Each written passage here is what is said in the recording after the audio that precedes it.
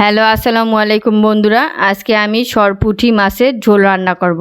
এর জন্য আমি যে উপকরণগুলো নিয়েছি, দুটি সরপুঁটি নিয়েছি, সাথে নিয়েছি আদা এবং রসুনের পেস্ট, হলুদের গুঁড়ো, জিরের গুঁড়ো, মরিচের গুঁড়ো, কিছুটা নিয়েছি পেঁয়াজ কুচি, পেঁয়াজের পেস্ট, ধনিয়ার কুচি, টমেটো কেটে নিয়েছি, স্বাদ মতন লবণ নিয়েছি, কাঁচামরিচের পেস্ট নিয়েছি, কিছুটা কাঁচামরিচ ফেলে নিয়েছি। এখন আমি দিয়ে দিব পরিমাণ মতন সয়াবিন তেল।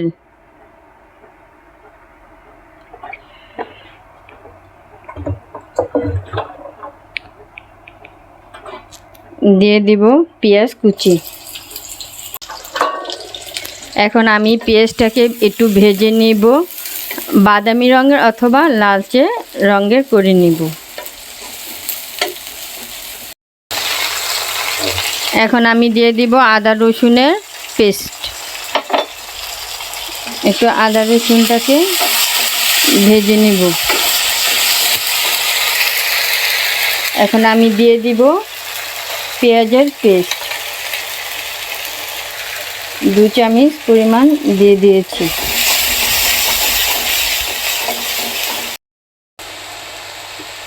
এখন আমি দিয়ে দিব হলুদের গুঁড়ো, মরিচের গুঁড়ো এবং ধনিয়ার গুঁড়ো।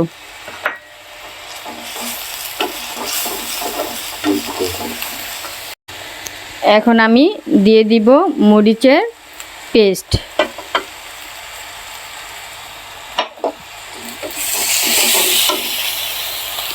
এখন আমি সামান্য পরিমাণে একটু গরম পানি অ্যাড করব মশলাটা কষানোর জন্য।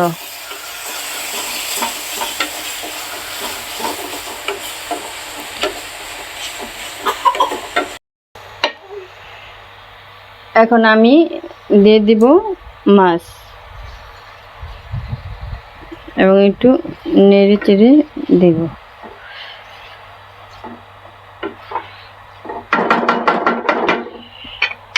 এখন দিয়ে দিব স্বাদ মতন লবণ,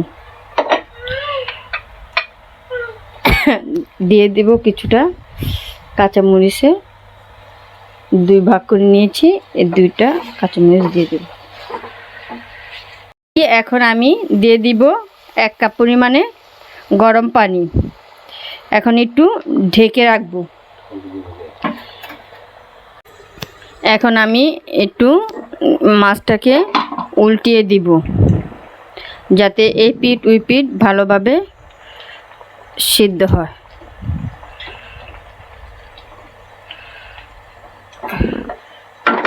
এখন টমেটো দিয়ে দিব, যাতে টমেটোটা একটু ভাপে সিদ্ধ হয়ে যায়। এখন আমি 5 থেকে 10 মিনিটের মতন ঢেকে রাখব। এখন আমি দিয়ে দিচ্ছি ধনিয়া পাতার কুচি,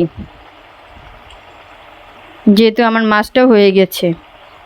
আর 2-1 মিনিট চুলায় রেখে দিব।